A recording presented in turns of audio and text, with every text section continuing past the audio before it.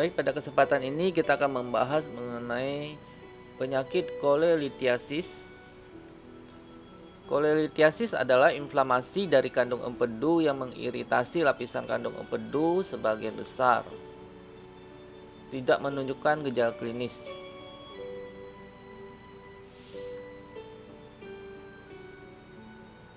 Definisinya adalah batuk empedu atau kolelitiasis gallstone adalah massa inorganik yang terbentuk di dalam kandung empedu yang kadang-kadang di dalam ductus coledoductus atau ductus hepaticus.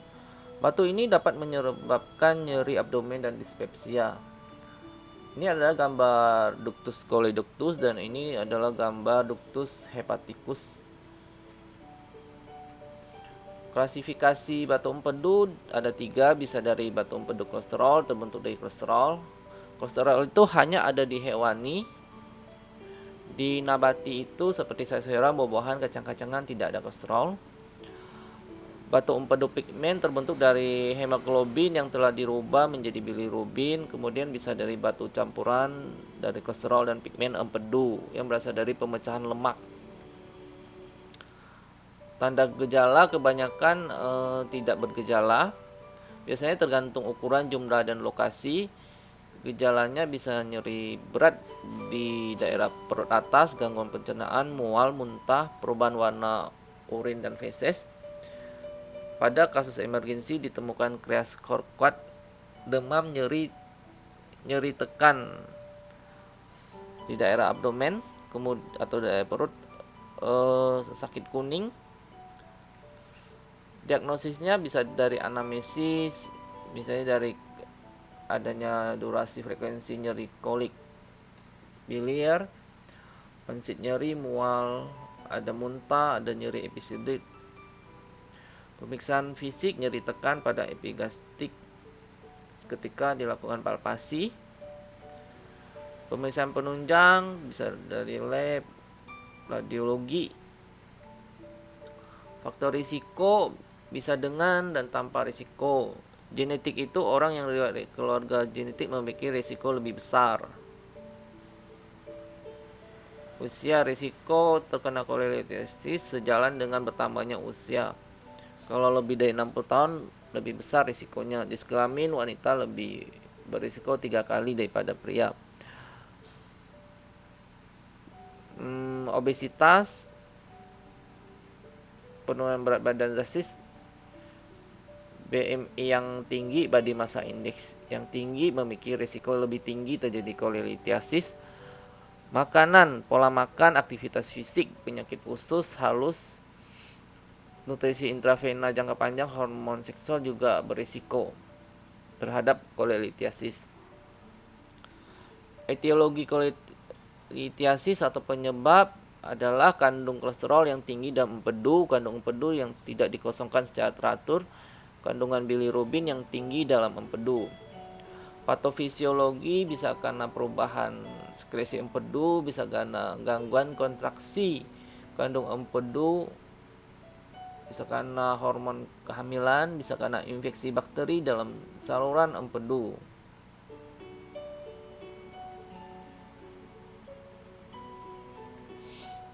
Komplikasi atau dampak bisa kolelitiasis atau peradangan, koledokolitiasis, kolangitis, atau perforasi kandung empedu.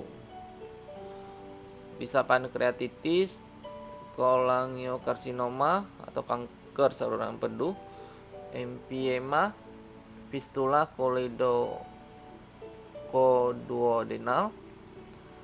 Tata laksana, pertama kita lihat dulu pasiennya ada gejala atau tidak dan ada komplikasi atau tidak.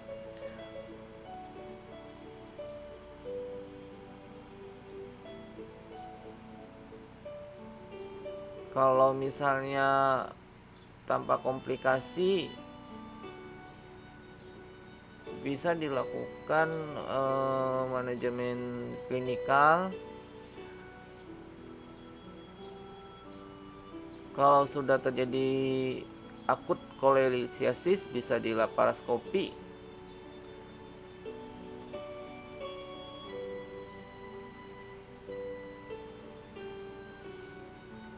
Tata laksana gizi diet batu empedu menurunkan berat badan jika kegemukan yang dilakukan secara bertahap.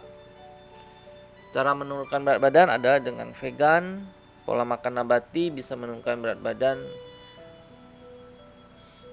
Membatasi makanan yang menyebabkan kembung dan nyeri abdomen, membatasi malabsorpsi lemak, mencegah pembentukan batu kandung empedu,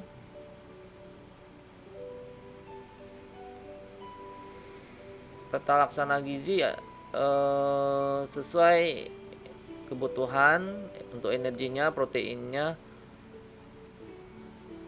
lemak disesuaikan kondisi, karbohidrat sesuai kebutuhan, seratnya lebih tinggi 30-35 gram. Berikan suplementasi ADE.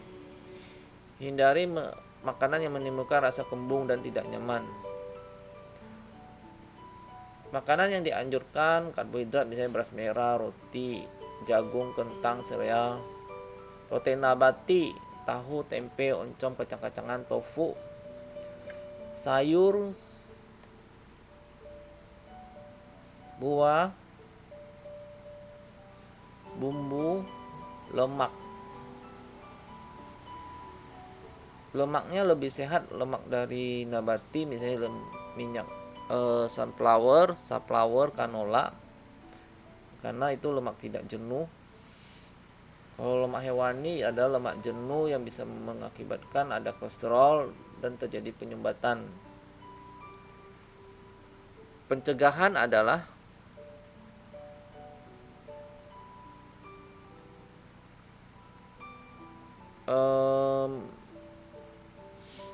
makan lemak tidak jenuh dan serat itu dapat mencegah cholelithiasis, olive oil, omega 3, vitamin C bisa dari makanan atau fortifikasi.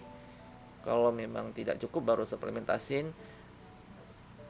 Protein dari nabati seperti kacang-kacangan, biji-bijian, tahu, tempe, kacang merah, kacang hijau. Makanan sayur dan buah. Faktor yang meningkatkan risiko adalah konsumsi daging, kemudian kurangnya intake vitamin C. Vitamin C itu baik di sayur buah. Konsumsi fast food seperti fried chicken, hamburger, Kentucky, makanan cepat saji ya. High fat content ini juga banyak di hewani. Kemudian kurang konsumsi serat. Serat hanya ada di sayur dan buah. High fructose intake ini bisa dari gula. Makanan yang manis meningkatkan risiko dari cholelithiasis. Jadi dengan pola makan sehat, olahraga teratur, menjaga berat badan bisa mencegah cholelithiasis. Terima kasih, semoga bermanfaat.